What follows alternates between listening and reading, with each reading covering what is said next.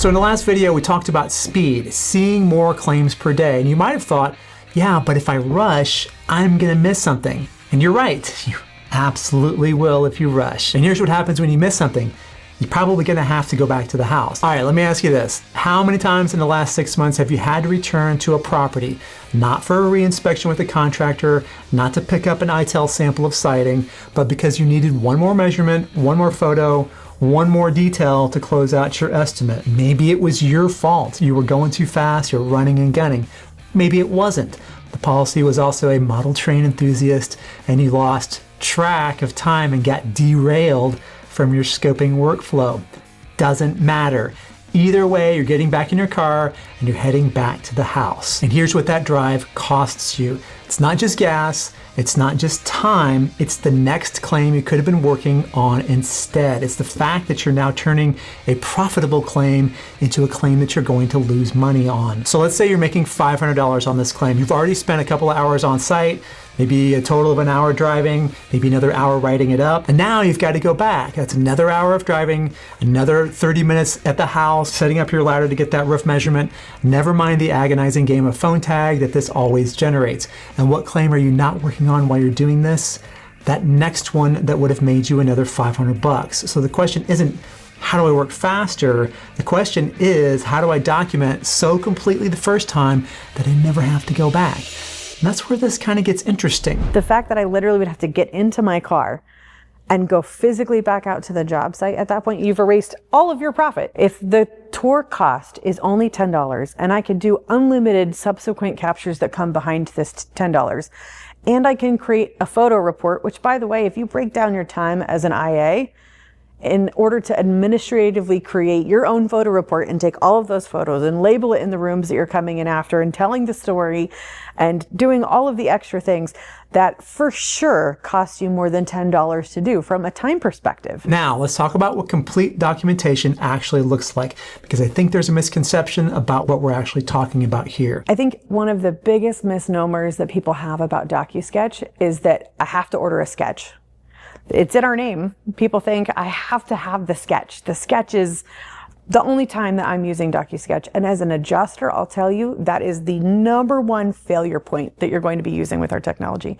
And primarily it's because the tour is key 100% of the time. You, no matter what, as an adjuster, you're going out on site, you have to properly document. And no offense to any adjuster out there, I don't care how many photos you're taking, you can take 5,000 photos, you still won't tell the story better than what we can tell the story in 360-degree imagery. She's not talking about ordering sketches, she's talking about capturing everything, every angle, every wall, every detail, so complete that you can virtually walk back through that property later. Ideally, the workflow looks like I have concentrated couple of blocks that were issued by me from my adjusting firm or from the carrier that I'm getting in. And I am going to map out those property addresses in the most efficient way possible. And I am literally going to get in and shake hands if the policyholder's there. But a lot of times in CAT, sometimes they're not. I'm going to get in, I'm going to document as much as possible as I can. I'm going to do the DocuSketch, which should realistically take me no more than 14 minutes on every single property that I'm doing. And if it's taking you more than that, you're doing something wrong. Contact us. We'll work with you and train you on how to do it. So you get in on this property, you're documenting this property, and then you're going to the next one.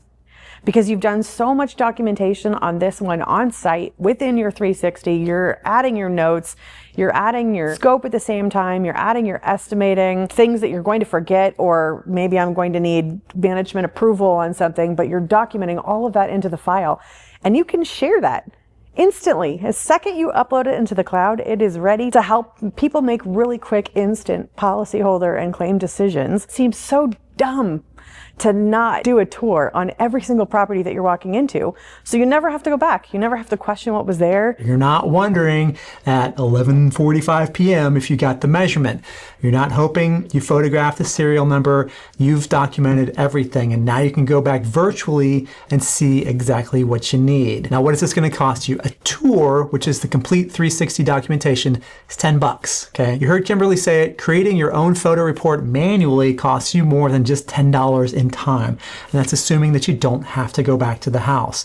So the math It's pretty simple. Spend $10 per property or risk erasing your entire profit on that claim with the return trip. Which one makes more sense? But while you're figuring this out, there are adjusters in your market who are not just working more efficiently, they're getting the calls that you're not getting. And it's not because they're necessarily better adjusters than you. It's because they showed up with something that you didn't. And that's what we need to talk about in this next video right here. And as always, thank you so much for watching and have a great storm.